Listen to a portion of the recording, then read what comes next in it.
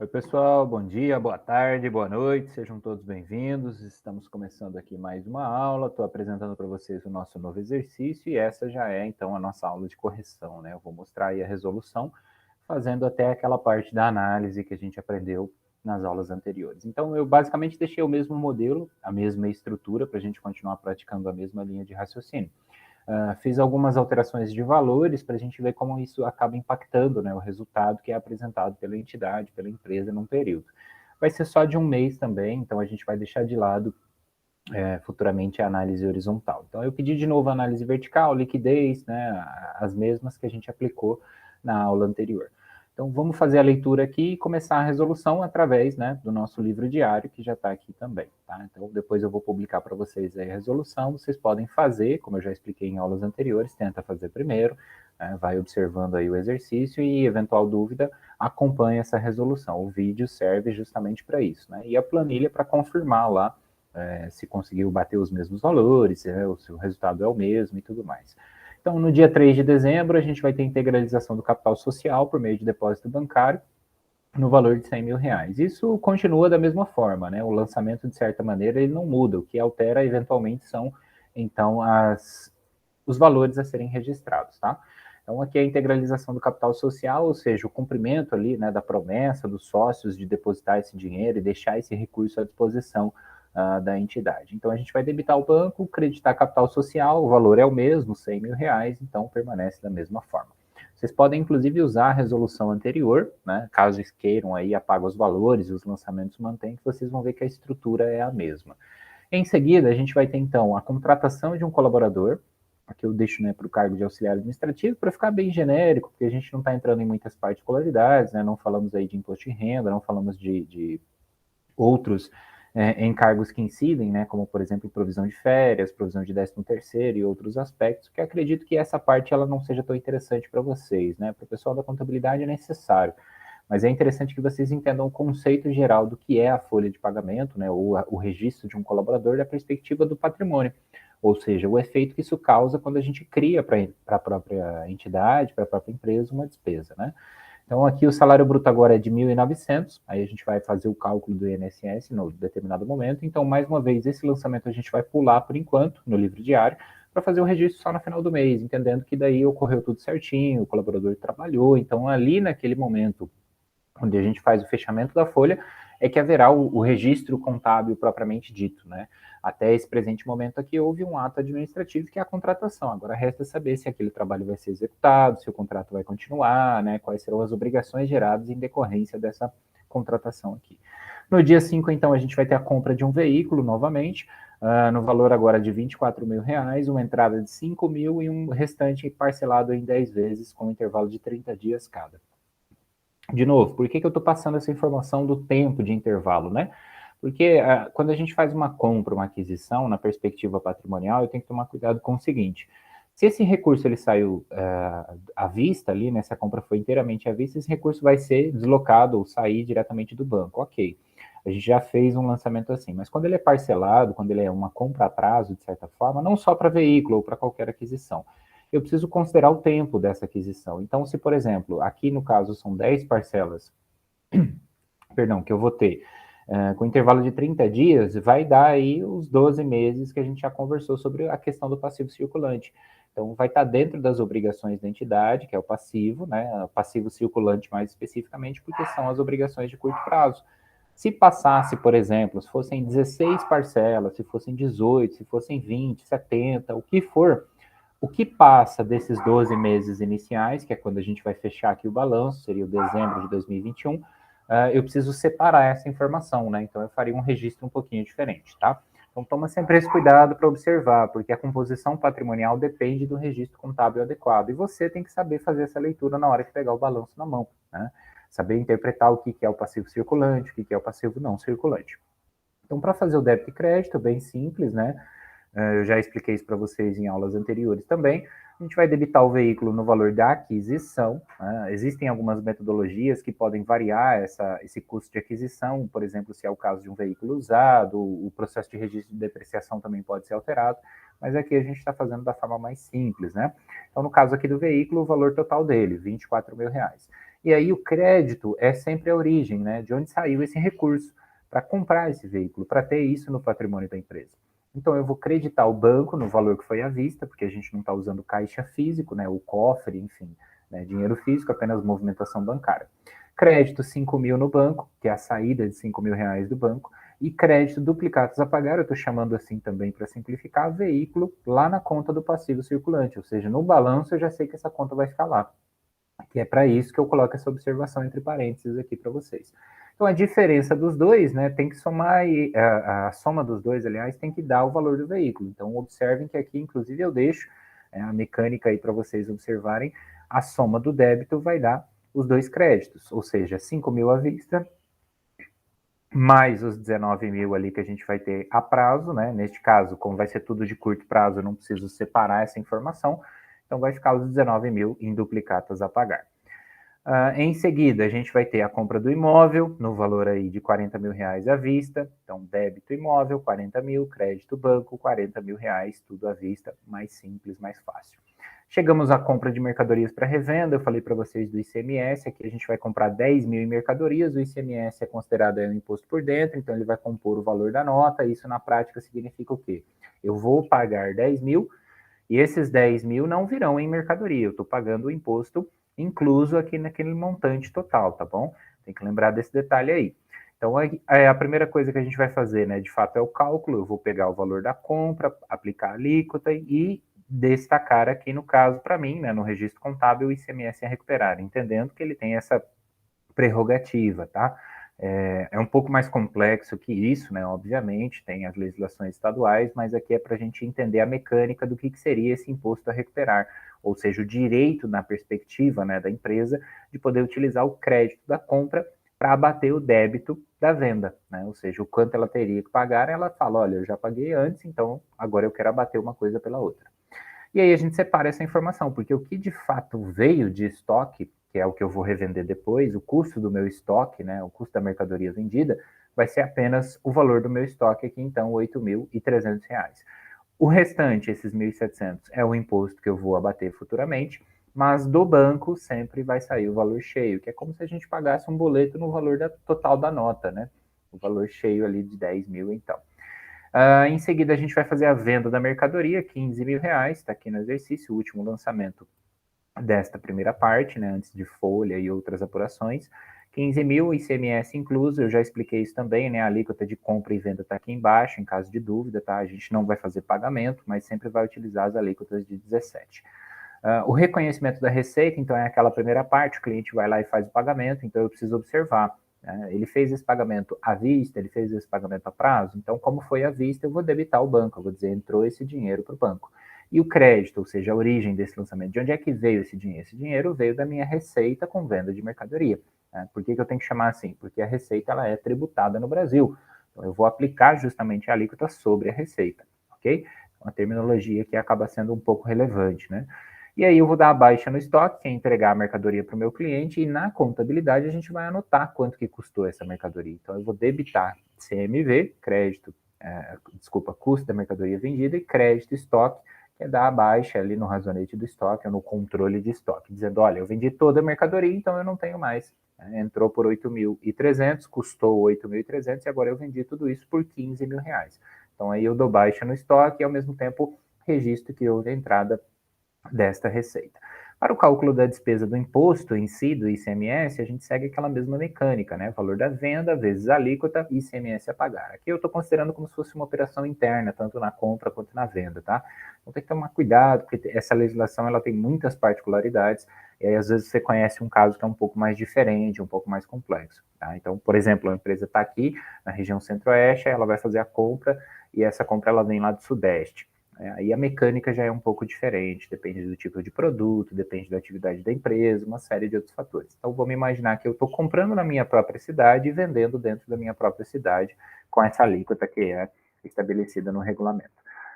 Eu vou debitar a despesa, né, sempre fazendo esse primeiro lançamento dessa forma, quer dizer, olha, eu tive uma despesa nessa venda, eu ganhei 15 mil, mas desses 15 mil, 2.550 pertencem ao governo. Então isso para a empresa é visto como uma despesa. Porque ela vai receber os 15 mil, ela já tem que imediatamente separar esse dinheiro que ela vai pagar de imposto futuramente. Tá? E o crédito é ICMS a pagar, que é para a gente gerar uma obrigação no passivo circulante, né? Porque eu vou pagar apenas no mês seguinte, eu não pago imediatamente nesse nosso raciocínio aqui. Em seguida, eu vou fazer o abatimento, que é o lançamento 8, ou seja, eu vou fazer essa apuração por operação aqui, eu posso fazer mensal, né, dependendo do tipo de empresa ali, a gente está fazendo por operação para entender a mecânica. E aí eu vou justamente fazer o inverso, debitar ICMS a pagar, que é quanto eu iria recolher para o governo no mês seguinte, e creditar, ou seja, diminuir o meu direito, né, fazer o inverso ali, para justamente usar o quanto eu já paguei. Então, o razonete de cada um explica esse processo, né? Quando você joga o livro diário para o razão, você vê justamente o que acontece com cada um, quando você debita, quando você acredita. E aí o débito ICMS a pagar é para diminuir essa obrigação. O crédito ICMS a recuperar, como a gente está vendo aqui no lançamento 8, tá? É justamente para usar esse crédito, né, esse direito que a gente tem, para diminuir o quanto a gente vai de fato pagar para o governo. Ok? Então, na sequência, não havendo mais operações, o que a gente procede antes da apresentação aí do livro razão, balanço e etc? A gente precisa registrar e reconhecer a despesa com depreciação, para dizer, olha, eu tenho um bem imobilizado, esse bem imobilizado ele tem um desgaste ocasionado aí pelo tempo, pelo uso, e esse desgaste ele vai ser reconhecido mensalmente como uma despesa, uma forma de despesa para a empresa fazer a apuração ali do seu resultado. E aí eu vou debitar a despesa com depreciação, somando as depreciações acumuladas, o crédito, depreciação acumulada do veículo, crédito, depreciação acumulada do imóvel. Como é que eu calculo a depreciação? Eu vou considerar o valor do bem, então aqui o 24 mil é o veículo, a sua vida útil, 60 meses, e o cálculo da depreciação é a divisão de um pelo outro. Então, 24 mil dividido por 60 meses. Lembra sempre desse detalhe. Então, se eu passo a vida útil em 5 anos, eu tenho que considerar que essa vida útil pode ser transformada em mensalidades, vamos chamar assim. O mesmo para o imóvel, 40 mil dividido por 300, vai dar 133, né, 33 e a dízima aí. Não tem problema essa dízima, porque geralmente no final do processo, quando ele já estiver acumulando ali os 40 mil, né, a sua depreciação, se permanecer até lá como parte do patrimônio, é feito um ajuste justamente para lançar essas diferenças eventuais que não foram apuradas, tá?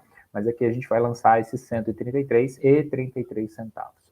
Somos dois, eu tenho então uma despesa, ou seja, uma despesa somada, né, da depreciação dos dois bens aí, de 533 centavos.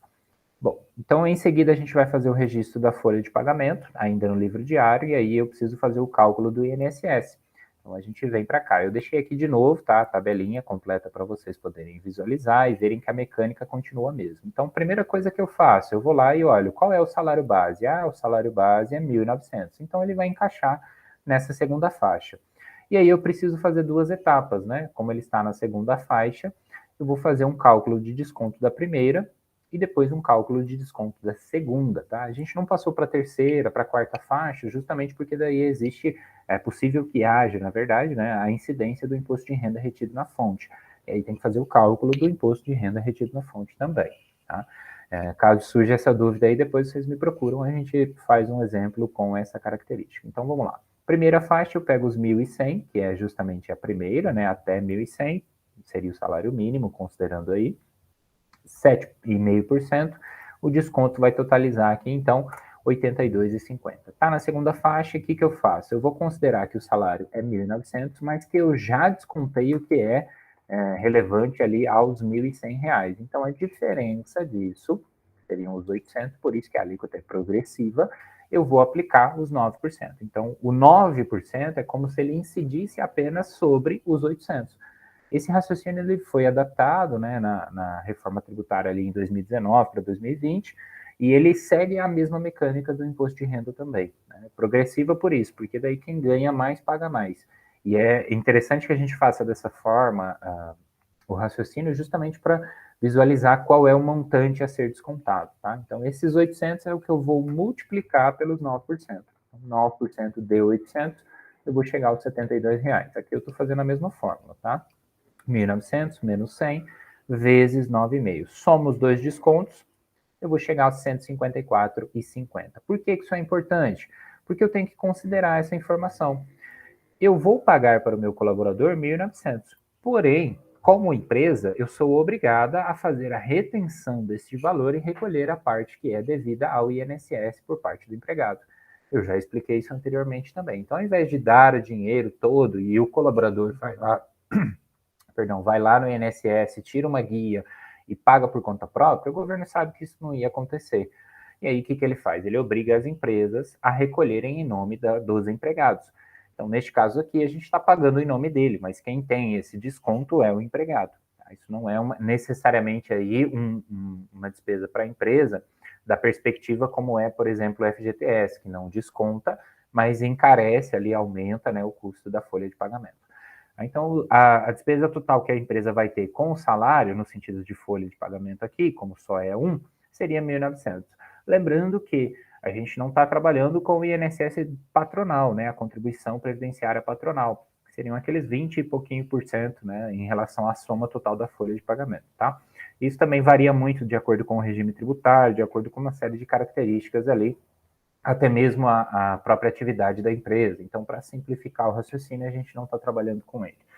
Mas, enfim, no mínimo você tem que considerar isso, né? Que o INSS vai ser parte da despesa e o FGTS vai aumentar ainda mais, né? Como parte obrigatória e também de recolhimento das empresas, o valor que for combinado com o seu colaborador. E aí separa crédito, salários a pagar, que é quanto eu vou pagar para o meu colaborador, e crédito e INSS a pagar ou a recolher, né, dependendo da informação que vem no balanço, é justamente quanto a gente tem que recolher para o governo em relação àquele salário que foi pago. Né? Isso se fosse feito para 10, 15 funcionários, ia ser exatamente esse procedimento. E aí a soma de tudo isso ia ficar registrada aqui, tá? O FGTS, eu já expliquei também que ele vai ter uma alíquota fixa. Então, eu estou pegando o salário base, 1.900, vezes os 8%, né? Então, esses 8 vai dar R$152. Aqui do lado eu deixei, tá, a tabelinha também ajustada aí para vocês, que é o raciocínio anterior que a gente fez, separando essas duas informações. Então, o cálculo do salário a pagar é o salário combinado menos o INSS a recolher, igual ao salário líquido, entendendo que não existe a incidência de nenhuma outra remuneração, nenhum outro aspecto que influencie este processo aqui, tá? Só para deixar claro. Né? Inclusive o próprio imposto de renda, porque essa base de cálculo de 1.745, né, lembrando que para o imposto de renda a gente desconta o INSS, então 1.745 não tem a obrigatoriedade de recolhimento ou retenção na fonte. Lançou o FGTS, débito despesa com FGTS, crédito FGTS a pagar. Né? Sempre uma despesa e uma obrigação, né? Um a recolher, um a pagar, um crédito ali para compensar. E no fim do mês vamos fazer a apuração. Então, quantas foram as receitas? Uma. Qual é o valor dessa receita? 15 mil, que é a venda que a gente fez. Quantas foram as despesas? Vamos lá, a gente vai ter o CMV, 8.300, ele foi lançado anteriormente, então na dúvida, volta para trás aqui, cadê o CMV? Está aqui na baixa do estoque, ó. Por que a gente utilizou 8.300? Porque na hora da compra o estoque em si custou 8.300, lembra disso? É por isso que é importante fazer toda essa separação passo a passo. Em seguida, o que mais que a gente tem? Despesa com depreciação, a soma das duas, né? 533 e 33.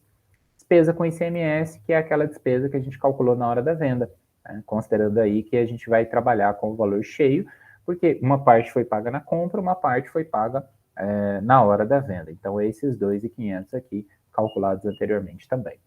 E aí a gente vai ter ainda o salário, né, também como despesas. O salário a gente lança cheio aqui, ou poderia também lançar a despesa com o INSS empregado, né, para separar o que é de cada um, mas como vai dar o mesmo valor, eu já lancei direto. E despesa com FGTS para somar. Então, quer dizer, quando eu combino 1.900 com o meu colaborador, o mínimo que eu vou pagar são esses R$2,52, né, R$2.052, considerando que o FGTS vai aumentar, então encarecer um pouquinho mais.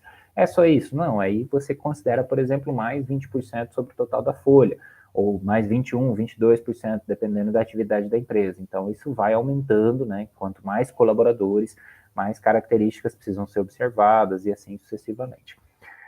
Não quer dizer que numa empresa isso seria a única despesa, tá? É isso que eu estou tentando explicar. E por fim, eu vou fazer um processo de apuração de resultado, que é confrontar as minhas receitas e as minhas despesas. Então, aqui na fórmula, ele já está fazendo isso para mim, né? Para que vocês pudessem pegar a linha de raciocínio. O que a gente está considerando? 15 mil de receita menos 11.383, que é a soma, né? Dessas despesas aqui, o CMV, a despesa com depreciação, o ICMS, menos a minha despesa recorrente ali com folha de pagamento, com 2,52. E aí a gente chega, 15 mil, menos 11.383,33, menos 2,52. Aí sim chegamos ao 1.564,67 centavos. Então é o cálculo que ele está fazendo automatizado aqui, só para a gente poder facilitar o nosso raciocínio. Beleza, chegou até aqui, vai fazer o livro diário fechado no mês de novembro, e agora vamos para o livro razão. O banco, a gente vai considerar todas as movimentações a débito e a crédito, eu também já expliquei com bastante detalhes, né? O capital social, duplicados a pagar, veículo. Então vejam que eu atualizei aqui os razonetes com os valores desse exercício. Então, primeiro lançamento, débito banco, crédito capital social. Segundo lançamento, foi a compra do veículo. Débito veículo, está aqui 24 mil, crédito banco, crédito duplicados a pagar veículo. Então, tudo que a gente escreveu aqui, né, esse lançamento aqui que eu estou citando como exemplo, foi lançado lá. Só tem que tomar cuidado, né? Então, se foi débito veículo, eu venho no razonete e lanço no lado do débito. Se foi crédito banco, eu lanço no lado do crédito. Tá? Você usa os números de lançamento aí, igual eu estou fazendo, que fica mais fácil depois para se organizar. E apurar os saldos, né? Depois que lançou tudo, eu vou vir aqui no banco e vou falar, olha, então no meu banco entrou nesse período, nesse mês de dezembro, 100 mil mais 15 mil. Beleza, então entrou 115. Quanto que eu gastei? Eu gastei 5 mil, também gastei 40 mil, que foi a compra do imóvel à vista, e depois eu gastei ainda mais 10 mil na compra de estoque. Sobrou então 60 mil. Esse saldo final é o que a gente vai jogar para o balanço. Então, por isso que todos os razonetes vão ter saldo final, inclusive os de despesa e de receita. Porém, eles têm essa particularidade que a gente dá a entrada no razonete, né, no caso aqui 15 mil, e depois lá na RE faz o zeramento. Então, quer dizer o quê? Ele vai ficar com saldo final sempre zero, tá? Toma cuidado também aí, o ICMS a recuperar, ele vai sempre zerar, como a gente está comprando e vendendo no mesmo mês, não vai sobrar direito, né, nesse sentido. Já o ICMS a recuperar, ele sempre vai ter saldo. Né? Então, vejam, os 2.550, que é o que a gente devia da venda, menos o 1.700, que é o direito que a gente tem de aproveitamento. Sobram 850, é esse valor de 850 que eu vou lançar no meu balanço. A depreciação, as despesas aqui, né, zeradas, como eu já expliquei para vocês, a depreciação, a despesa com salário a pagar, a INSS a pagar, então, olha, a soma dos dois tem que dar esse débito e assim sucessivamente. O FGTS, também como parte da folha. E aqui no caso, então, lucro do mês de dezembro, ok? Lembrando que o lucro ele acumula e normalmente ele é distribuído para os sócios, né, na forma pela qual eles combinaram. Aí a gente pula para o balanço, traz os saldos e faz a análise vertical. Então, a análise vertical eu já expliquei também com bastante detalhes. A gente vai pegar uma conta e dividir ela pelo total do grupo que ela pertence. Por exemplo, ativo circulante dividido pelo total do ativo. O banco, ele faz parte de quem? Ele faz parte do ativo. Então, eu vou fazer a divisão do banco, do saldo bancário, dividido pelo total do ativo aqui embaixo. Né? Então, eu replico esse raciocínio para todas as outras aqui. Tá? No caso do passivo, mesma coisa, só que dividido pelo total do passivo, inclusive o caso do patrimônio líquido. Eu divido ele pelo total do passivo. Essa é a análise vertical para eu entender a composição. Então, olha, o total de obrigações que eu tenho, 17% é de curto prazo, 0 é de longo prazo e a diferença são obrigações com sócios. De que forma? De capital social e também de lucro acumulado. Então, o lucro nesse momento está representando 1,27% das obrigações que a entidade tem. Isso é o balanço patrimonial, enquanto 17 são obrigações que ela se comprometeu aí a pagar curto prazo, né, neste caso aqui, para fornecedores de mercadoria, para o governo, para o colaborador, são todos esses tipos de obrigações que a gente chama de terceiros, né? Que não sejam ali parte da sociedade da entidade. Análise vertical da DRE, mesma coisa, né? Então, a receita bruta, total de vendas. O ICMS, que a gente calculou, o CMV, todos eles fazendo essa diminuição, a gente vai chegar ao resultado operacional bruto e depois as despesas operacionais, também fazendo as reduções, né? Então, aqui o 2.585,33, ele é uma soma de todas as despesas que eu tenho, que são despesas administrativas, tá? E aí eu chego ao resultado líquido, né, que no nosso exercício está batendo com o lucro acumulado, porque é só um mês. Se eu faço isso 2, 3, 4 meses seguidos, a gente percebe que o resultado do mês, o resultado líquido do DRE, não é o mesmo do lucro acumulado, tá? Então tem essa diferença. E aqui tem que tomar o cuidado na DRE, porque a análise vertical é feita comparando-se como base a receita operacional bruta, né, o total de vendas. Então, sempre a gente vai dividir pelo total de vendas. Por exemplo, eu sei que o meu resultado operacional bruto foi de 27,67%. Por quê? Eu estou dividindo os 4 mil que sobraram pelos 15 mil que eu recebi ao todo. Né? Feitas as deduções, eu consigo entender que dos 15 mil, a cada 15 mil reais que eu recebo, para mim sobram aproximadamente 30%. Então eu vou fazendo essa leitura. O que eu vou fazer com esses 30%? Eu vou pagar os meus custos fixos, por exemplo, né, que seriam ali, no caso, o salário, o FGTS, o INSS, que são despesas recorrentes. Eu vou ter ainda o desgaste dos meus bens, que eu tenho que separar esse dinheiro para repor futuramente, como se fosse uma poupança, né, e etc. Então até aqui eu acho que é tranquilo, vocês estão praticando bastante, né, os exercícios. E aí na parte de baixo eu deixei aqui apresentar o relatório e a análise das demonstrações contábeis. Então a gente vai fazer a análise vertical, que eu já comentei, e as dos índices, liquidez geral e retorno do investimento. Então caracteriza a empresa, né, naquela ideia de relatório, formaliza ali algumas informações, objetivo, metodologia, resultados e etc. Então isso aqui é para a gente estruturar uma ideia, né? Você vai explicar isso para um profissional que vai analisar, para o dono do negócio, para o responsável, para o sócio, para aquele que você presta contas, né? Então, como é que a gente faz a liquidez geral? Vamos lá para os índices. Liquidez geral nada mais é do que a divisão de ativo circulante mais ativo não circulante, então soma e depois divide a outra soma, né? O passivo circulante e não circulante. Então aqui eu já deixei ele automático para puxar os saldos e depois faz a divisão. Então liquidez geral aqui foi de 5,64. O que quer dizer isso? Que a empresa ela tem capacidade de pagamento de 5 vezes, vou deixar assim para ficar mais direto, a quantidade de suas dívidas. E aí, cuidado na interpretação, tá, dessa análise. Por quê? Eu estou partindo do pressuposto, nessa liquidez geral, que todo o meu ativo, seja ele circulante, não circulante, então vejam, quem que compõe essa base aqui que a gente está calculando? Tudo isso aqui, ó, todo o meu ativo.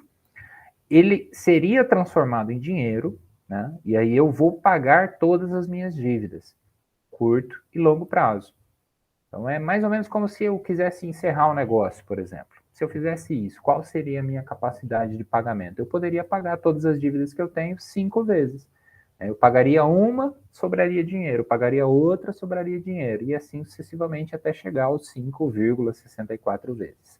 Ok? Então, para o relatório, é para vocês me trazerem essa informação aqui e me dizerem se vocês consideram isso bom, se vocês consideram isso ruim, qual é o parâmetro eventualmente que você tem. Por exemplo, compara com os exercícios anteriores para ver como é que era a liquidez das outras empresas que a gente tentou fazer e vai criando e construindo essa linha de raciocínio. E aí os demais, aqui basta aplicar a fórmula, né? Eu já expliquei isso para vocês também. A liquidez corrente considera apenas o curto prazo, tanto para bens e direitos, que é o ativo, quanto para as dívidas, né? As obrigações, passivo circulante. E aí ela diminui um pouco, ó. Então, dessa equação aqui, eu estou tirando quem? Eu estou tirando o meu imóvel, eu estou tirando o veículo, eu não vou vender. Então, eu quero considerar apenas o que está no meu ativo circulante. O banco, o estoque, o ICMS a recuperar eventualmente, se houver, e assim sucessivamente. A liquidez imediata seriam as disponibilidades, né? São recursos mais imediatos. Então, por exemplo, se eu tenho uma conta corrente, uma poupança, aplicações de curto prazo, que eu possa resgatar no curto prazo, né? Ainda contas a receber, sendo que o giro da empresa considera ali, no máximo, por exemplo, 30 dias. Então, eu considero esse curto prazo também. E aí divido pelo passivo circulante. É uma outra fórmula, né? Mas ela considera outros elementos eventualmente. E aí aqui ela está dando o mesmo resultado, porque a gente tem poucas contas, tá?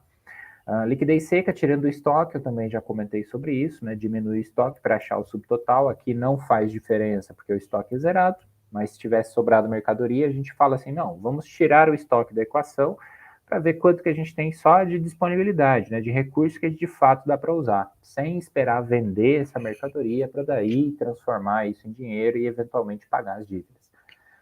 E os índices de endividamento também não estou trabalhando muito, mas é para entender a participação do capital de terceiros, o endividamento geral. Né? A gente tem várias análises que a gente pode fazer. A composição do endividamento, por exemplo, né? Se ele é mais curto ou longo prazo. E eu vou tomando cuidado para justamente alinhar, por exemplo, a minha gestão de caixa, de recursos disponíveis. Né? Se eu vejo que esse índice está aumentando, aqui no caso ficou 100%. Então, 100% das minhas dívidas, das minhas obrigações, são ali relacionadas a curto prazo, passivo circulante. Ok, então o que isso indica? Que eu preciso manter uma quantidade mínima de recurso em caixa. Né? Então aqueles 60 mil eu não posso usar todo ele. Eu tenho que planejar e me organizar. Se ao longo do ano, né, essa composição da dívida se mantém dessa forma, eu preciso considerar que eu sempre tenho que manter em média ali esse montante. Tá? Lembrando que a duplicata a pagar aqui do veículo não vai ser paga totalmente neste mês. Então, se eu quero, por exemplo, avaliar ali os próximos 30 dias apenas, o que eu teria que fazer? Eu teria que vir e ajustar aqui esse montante do duplicado a pagar do veículo, considerando apenas a parcela do mês seguinte, por exemplo. Aí já dá uma diferença. Então, veja, 21, aliás, vamos somar um por um aqui, 1.745,50 mais 1.5050 mais 152,850. E ao invés de somar os 19 mil, eu vou considerar apenas a parcela, tá? Então, como é que ficou combinado ali o nosso raciocínio? O veículo foi pago 5 mil à vista, 10 parcelas do restante. Se é 19, ele vai dar 10 parcelas, eu sei que é 1.900. Então, esse seria o meu passivo circulante imediato de 30 dias, vamos dizer assim, tá? Porque o circulante é curto prazo, mas o curto prazo ele considera até 12 meses. Então, pode ser que você não queira essa informação dessa forma. E aí, vamos fazer esse raciocínio, olha. Então, a composição do endividamento aqui, ela vai permanecer dessa mesma forma, né?